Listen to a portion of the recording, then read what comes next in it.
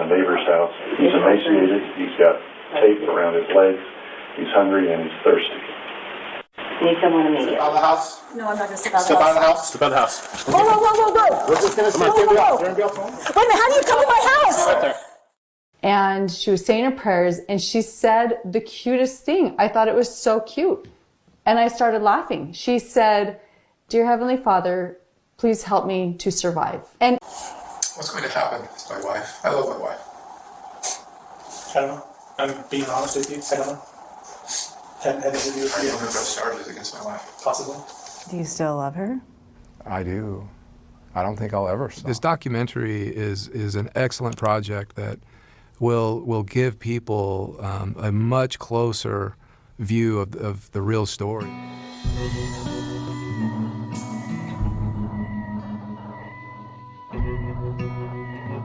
Today we continue my reaction to Devil in the Family, The Rise and Fall of Ruby Franke. This is a 3-part documentary and it's streaming on Hulu. We're talking about the final episode today, episode 3, and it's titled Truth. Immediately they're showing the viewers videos of Ruby, and I don't know if they're from her Moms of Truth channel or if they're actually from her previous YouTube channel called 8 Passengers. But in one of them, she's saying, "Your woke child is a walking zombie, and you have the opportunity to wake up the zombie." They also show another video of Ruby directing the kids to come closer and closer and closer and closer. And she says to them, "You have hurt, fear, and feelings of entitlement." And they continued with a few other ones along the same path of that, just Ruby being incredibly strict and cold with the kids. Now, this episode actually started off with that famous body cam footage of Jody being pulled from her house. Take a look. Jody, I need you to step out. I have my attorney. That's great. Step out of the house. No, I'm not going to step out of the Step out of the house. house. Step out of the house. Whoa. We're just gonna be out. We're gonna be out phone. Wait a minute, how do you come to my house? Right there. Look, they go into my house. Just have a seat right there. Do you have a search warrant? Have a seat right there. Do you have a search warrant? Have a seat right there. I'll explain everything after. Have a seat right there. Do you have a search warrant, sir? Control 12X11. Can you hold the air? We're searching the house. I can tell you what's in the house. Okay. Just have a seat right there for me. Do you have a search warrant? We'll explain it after this. You can't just come into my house without a search warrant. We'll explain everything after this, ma'am. Next, Kevin comes into frame, and he explains that during this time, he was terrified that he was going to lose his marriage. So he was completely 100% compliant with Ruby's wishes. He said that he was willing to support Ruby over the kids. And then he claims that during this time, he soon became a hermit as he was not communicating with anyone. Chad comes into frame and he explains that after he was kicked out, he was still continually having those weekly therapy sessions with Jody via calls. And he says that he loved and trusted Jody still, and that his aim at that time was to make Ruby and Jody proud of him. Shari comes into frame. She describes sending Chad a message saying that she loved and missed him. And she was thrilled to see that Chad hearted that message. And then immediately he unhearted it. Shari said that she was then blocked, so she did stop messaging. They show a video of Ruby and Jody where Ruby is confessing that she does love principals more than she loves her child. Then they splash across the screen the viewer comments. One of them even said, "Going to see Ruby on a true crime podcast." And boy, was she right. Next, they introduce some neighbors that say Ruby's car would be gone for days, but they could see the kids' tiny little faces peering out the windows. And then next, they showed the video in front of the Springville Police Department and play Shari's 911 call. Let's take a listen. My 4 younger siblings are living in Springville, and my neighbors have been telling me that they have been left home alone for about 4 or 5 days. Law enforcement did do a welfare check based on Shari's 911 call, but no one answered the door. A handful of neighbors can be seen outside of Ruby's house talking to the police, and the officer explains that they need a warrant to go inside the home, and the judge would not sign off on it. Grant, the next door neighbor, texts Kevin at this time. You have 4 cop cars outside of your house, FYI. Hope things are okay. What's going on? Kevin did not respond to him. Matt McLean texts Kevin. You can't abandon your family. And Kevin blocked him. Next, Ruby is shown in another upsetting video, and the viewers are leaving nasty comments again, but they especially want to know, can we report this to anyone? The neighbors stated that they had reported Ruby to Department of Children's Services, but DCS had refused to step in because no one had seen actual signs of physical abuse. Kristen, one of the neighbors, said that she never saw the kids outside again after that event, and that she wishes she had lied to DCS at that time. Now, the timeline moves forward to August 30th, 2023 in St. George, Utah. And I should give you a trigger warning about the upcoming footage. The details are hard to hear. Some of the footage is hard to see. It's sensitive and difficult to view.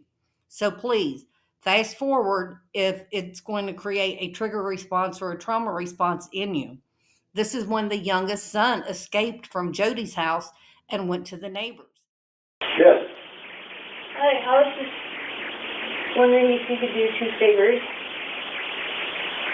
Well, what are they? Taking me to the nearest police station. Well, actually, just one's fine. What's going on, son? Have a seat there. Is this personal business? Have a seat. What's your name? I just had a 12-year-old boy show up here at my front door asking for help. And he's said he just came from a neighbor's house. He's emaciated. He's got tape around his legs. He's hungry and he's thirsty. Need someone immediately. But he has duct tape around his ankle. Injuries. There's sores around him. Yeah, there's sores around him. I think the good chance he's been... He also has and he has it around his ankle. as well. I mean, his wrist as well. Okay, this boy has been... Needs immediate attention. Oh, he was such a good kid. This kid is obviously been... I think he's been... so he escaped. The body cam footage of Ruby's youngest son in the ambulance is shown next. And the little boy explains that he's been handcuffed and tied up, and it shows his wounds. And I mean, it's very disturbing. And he says that he has a little sister, a sister in Jody's house that he hasn't seen in over a month. So you'll see the footage of the police arriving at Jody's and busting through her attempt to block them from getting in the house and searching for Ruby's little girl.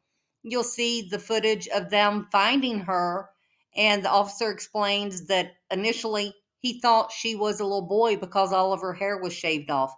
Let's take a look. I'm not here to hurt you. I just want to make sure you're okay. And I get if you're scared. I would be too. I'm just gonna sit down.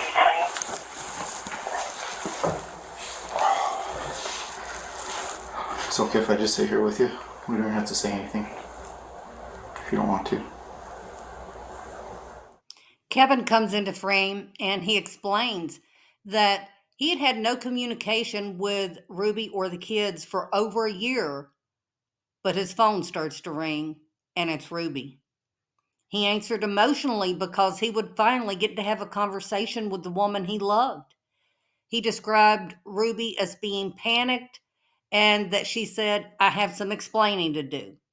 She informs Kevin that the 2 youngest kids were possessed by demons. And his only question was, "How do you know?" And Ruby said, "They both confessed." She then explains that one of the kids got out and got to the police, and she can only imagine the lies he is telling the police.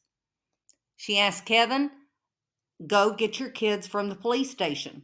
And she says, "This is your chance to redeem yourself." Next up, you're going to see where Kevin goes to the police station to collect his kids. and the conversation he had with the police at that time. It's followed up by the interrogation of Jody and the interrogation of Ruby Franke. So let's take a look at those. So I don't recall the exact time, but sometime before 11 o'clock today, we received a phone call from 911 on our dispatch that a 12 to 13-year-old boy was knocking on doors in the neighborhood asking for food and water, that he was severely emaciated, that he had... What is emaciated? Skinny, scrawny, malnutrition, not enough food, not enough water to sustain life. So he had... I'm sorry, what? He had duct tape on his extremities, on his hands, on his ankles, and those were covering rope burns that were used to tie him down. Take a second and think about what I just said. That's the condition of your son. Given that information, your son was taken to the hospital.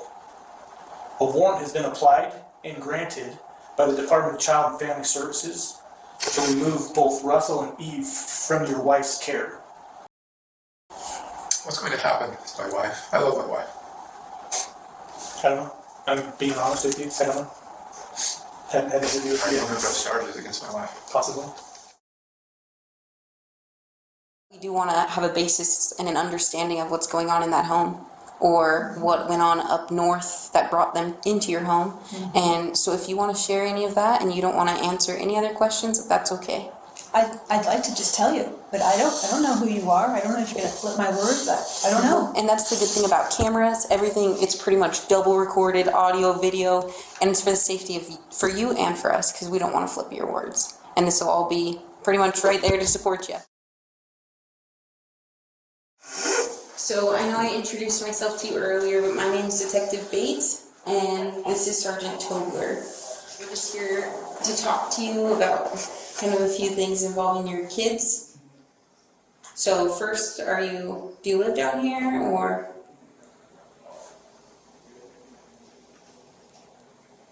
Or do you live up north?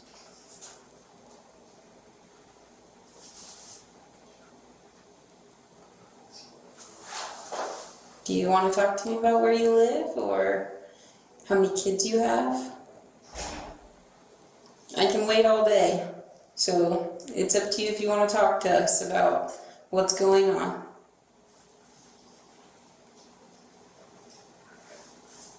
Would you feel more comfortable talking to one of us? I'll wait till I have a lawyer. Okay. So you don't want to talk to us at all?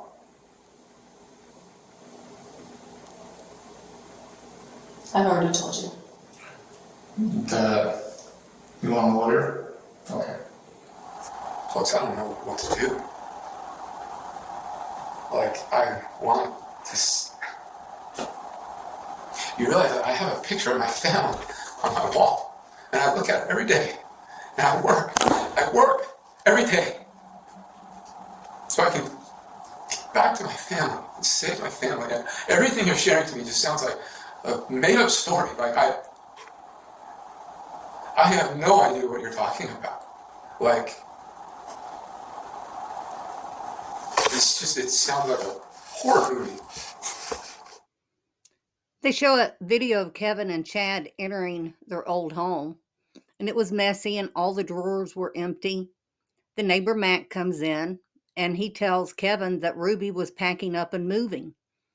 Kevin said that the evidence he was now seeing did not fit with what he had been told, so now he is questioning things. Matt said that Kevin just realized at that moment that he had been brainwashed. Chad said that Kevin told him they had been lied to the whole time. No child is possessed. No child did the things your mom said. Kevin said that he feels angry when he thinks about it. He was the last line of defense for his children, and he packed his bags and walked away. They moved forward to Jody and Ruby's hearings, and Ruby is pleading guilty. Kevin said that he chose not to look at Ruby because it was hard. Shari comes into frame, and she says that she has seen too many crocodile tears from Ruby, and she cannot say if Ruby is truly sorry or not. Shari said that she'll never talk to Ruby again, even if Ruby is the most apologetic person in the world. They show videos of happier times for the Franke family. Kevin said that he still loves Ruby, and the director asked him, even though she abused the kids? He said yes. The things she did were atrocious, and it's easy for the world to hate her. They want me to join them, but I can't. I can't turn off all the memories. They give a quick update about Chad and Shari and what they're doing at this point in time. Chad is growing an online community. And of course, Shari's book, The House of My Mother, is out and doing wonderful. And Kevin states that he has filed for a divorce. And that's it, guys. That's the end of episode 3, The Devil in the Family, The Rise and Fall of Ruby Franke. It is worth watching. As I said, go over and check it out on Hulu. And if you've been following this case all these years, you'll find it quite interesting. Okay, guys, if you would give me a like and a comment below and let me know what you thought about this recap. And I hope to see you in the next one. Thanks.